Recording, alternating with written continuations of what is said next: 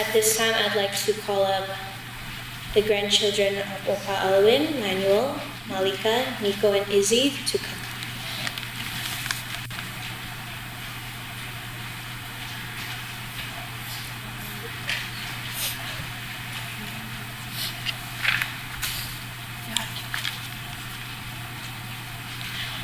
Good afternoon, everyone. Thank you for coming today to honor and celebrate R.I.P's life. We are so thankful to see so many people here who have been positively impacted by Opa. It's nice to know he's so popular. As you all know, our Opa has an extremely humorous, wise, and energetic, vibrant spirit that was contagious to everyone he met. Whether it was his adventurous stories back in his youth, or his constant reminders of doing your best in school, Opa's endless love left an impact on us all. All in all, he had the brightest smile, the loudest laugh, and most importantly, the biggest appetite in the room. At a time like this, it's important to keep in mind the good memories that we have shared with him, to remember the positive moments that will forever be in our hearts. Despite his bright attitude and friendly demeanor, Opa was one to never pass up an opportunity to drop some cold, hard wisdom. To me, the formula was consistent. I would be eating at the dinner table. He would walk up from the basement to heat up his food. And once he turned on the microwave and waited for his food to warm up, he would ask me, "Well, how's work? Well, have you graduated yet?" No matter what I answered, that was the gateway to an involuntarily hour-long lecture. Sometimes he would ask me, "Oh, well, you exercise? You need to be strong." And I said, yeah, I go to the gym here and there, feeling a little proud of myself, right? And then he would go, "You know, when I was your age, I did judo, jiu-jitsu, taekwondo." And I was like, okay, you have to one up me all the time, I see. I just bench press here and there, that's all. He would tell stories sometimes. There was this one story about when he was very young during the war. He would befriend all of the Japanese soldiers that patrolled his neighborhood. That shows you that he was popular back then and he's popular now. There was this one time where he would start the lecture, same as usual. "Hey, well, how's work?" And an hour later, he ended off with, "Well, that's how you pick the right wife." Oh, I don't know how we got here, but thank you for the wisdom. Despite the lectures, there was one recurring theme to all of them: to stay faithful to God. He told me to trust in the Lord, have faith in the Lord, because He will provide no matter what. Opa's passionate character and faithfulness to God will always inspire me, and are things I strive to replicate in my own life.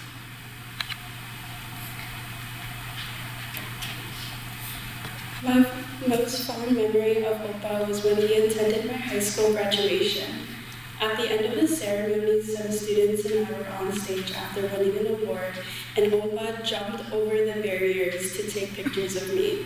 There were stairs, but he chose the route that would get him there faster than anyone else.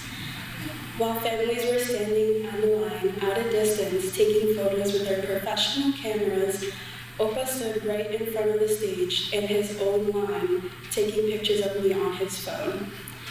I later found out he cried while watching me receive my diploma because of how proud he was of me.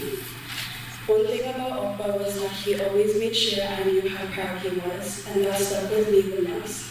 I'm so grateful to have an Opa that made me always feel loved and supported. A unique but effective memory I have of my Opa was when I was laying back on the couch with my headphones connected to my phone.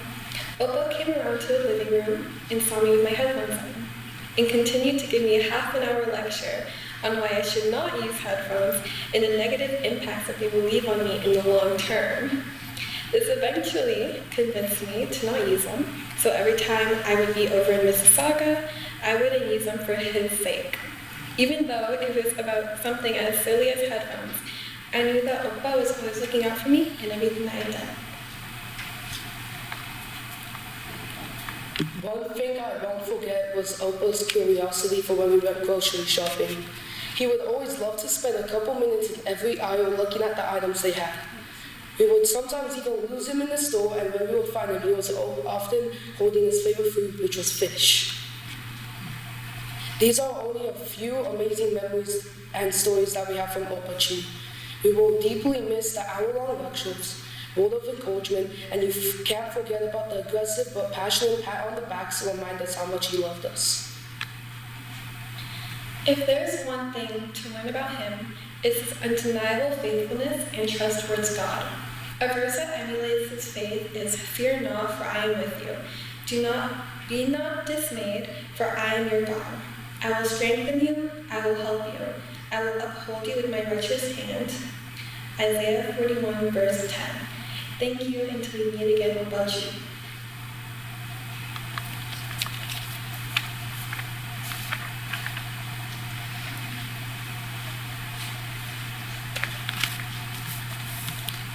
Let us all stand once again and let's sing "Morning Has Broken."